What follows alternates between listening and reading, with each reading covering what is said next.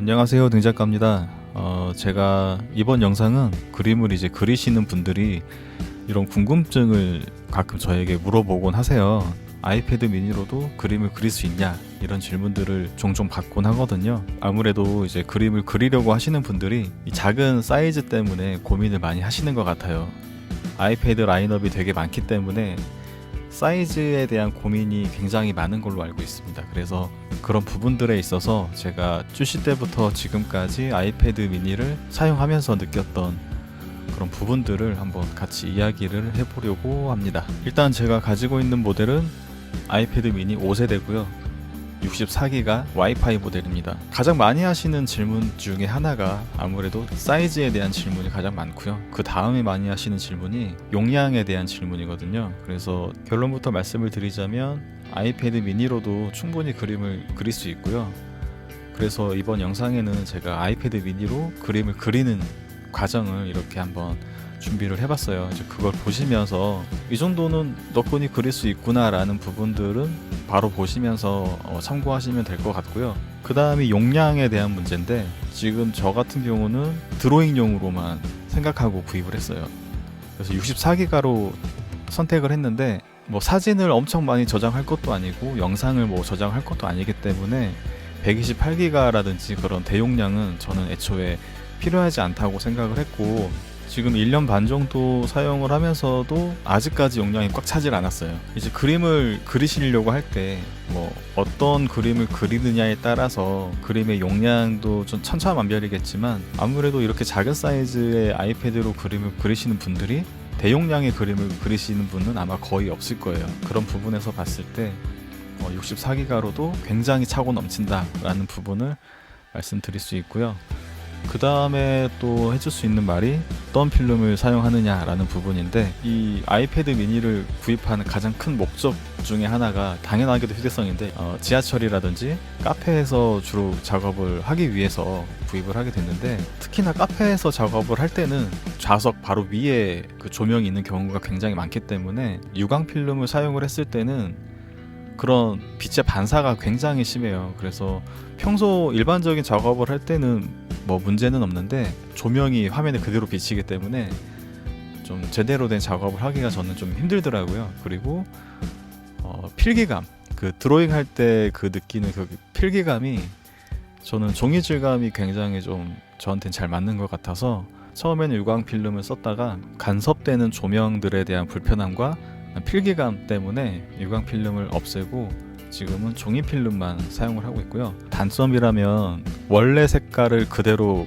보여줄 수 없기 때문에 그런 부분에서 색상에 대한 약간 마이너스적인 요소가 있거든요. 하지만 약간 채도가 낮아진다라는 느낌으로 접근을 한다면 솔직히 작업을 하는데 큰 문제는 없어요.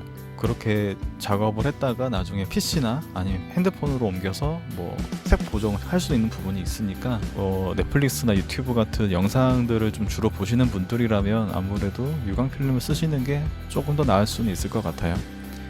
하지만 저는 그래도 종이 질감 필름을 추천을 하는 편이긴 합니다.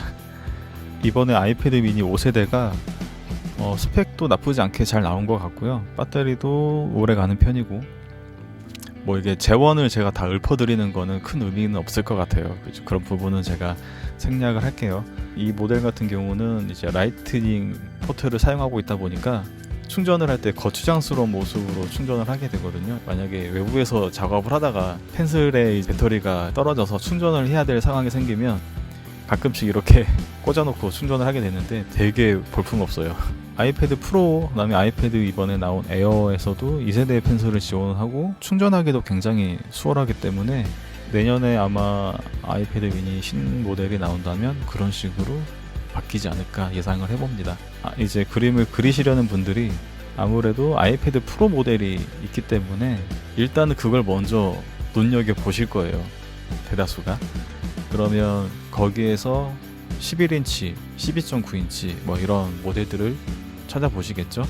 근데 내가 그림을 앞으로 꾸준히 그릴지 그리다 말지 확신이 서지 않는 상황에서 그런 고가의 장비를 구입을 한다라는 거는 저는 좀 추천을 드리기가 좀 뭐해요. 솔직히 말해서 대부분의 사람들이 처음에는 이제 그림을 한번 그려보자 라고 해가지고 장비를 다 구입을 했다가 뭐 조금 한두 달 깨작깨작 거리다가 나중에는 유튜브 머신, 넷플릭스 머신으로 사용하시는 게 뭐 다반사거든요. 이제 그런 걸 많이 봤기 때문에 처음부터 그런 고가 장비를 구입하라고는 제가 추천을 못 드릴 것 같고요. 그 다음에 비용적인 측면에서도 좀 부담이 가는 가격이기 때문에 내가 정말 이거 사가지고 잘 활용할 수 있을까? 이런 물음표가 생기다 보니까 점점 아래 모델로 가다가 아이패드 미니라면 휴대하기도 편하고 작고 가벼우니까 괜찮을 것 같은데 너무 작아서 그림을 그리기 괜찮나? 이제 원론적인 고민으로 다시 돌아가는 거죠. 이제 그런 분들이 꽤 많은 것 같아서 이번 영상을 한번 준비해 봤는데요. 즉 결과물은 이 정도로 나왔습니다. 제가 뭐 이거를 굉장히 잘 그렸다라고 말씀드릴 수는 없을 것 같아요. 하지만 이런 표현도, 이 정도의 표현도 너끈히 가능하다라는 부분을 보여드리고 싶었고요. 제 영상들 초반에 만들었던 영상들의 그림들도 다 아이패드 미니로 작업을 했었어요.